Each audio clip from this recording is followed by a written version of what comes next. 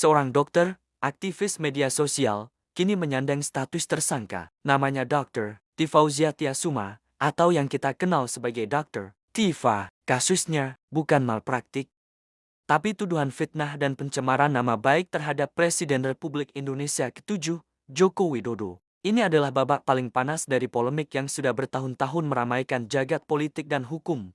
Isu keaslian ijazah Presiden Jokowi. Bagaimana investigasi ini bermula? Apa poin-poin krusial yang diangkat Dr. Tifa, dan mengapa setelah ia ditetapkan sebagai tersangka, ia justru menyuarakan keyakinannya bahwa Presiden akan tegakkan kebenaran? Stay tune, kita bongkar detailnya. Isu ini bukan sekadar gosip pinggir jalan. Ia diangkat ke ruang publik oleh berbagai pihak, dengan Dr. Tifa menjadi salah satu motor utamanya. Fokus utama yang dipertanyakan adalah ijazah S1 Presiden Jokowi dari Universitas Gadjah Mada UGM. Kelompok Dr. Tifa gencar menyuarakan beberapa dugaan kejanggalan yang mereka temukan saat menganalisis foto atau salinan ijazah yang beredar.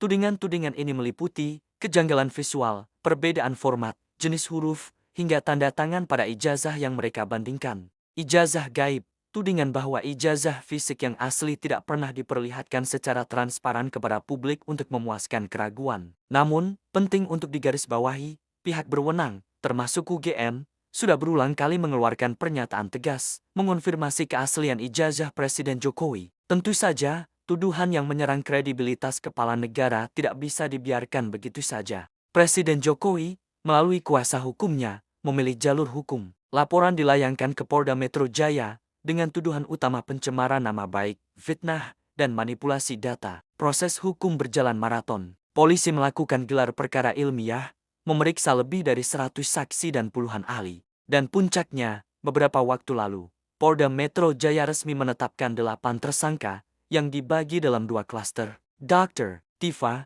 bersama Rai Suryo dan Rismon Sianipar, masuk dalam klaster kedua. Mereka dijerat dengan pasal 310 dan 311 KUHP tentang fitnah, serta Undang-Undang ITE. Ini menegaskan bahwa aparat penegak hukum memandang tindakan Dr. Tifa dan kelompoknya telah melampaui batas kebebasan berpendapat dan masuk ke ranah pidana. Lalu, bagaimana respons Dr. Tifa setelah menyandang status tersangka? Ia menunjukkan 2 sikap yang kontradiktif namun saling melengkapi, sikap pasrah dan siap tempur.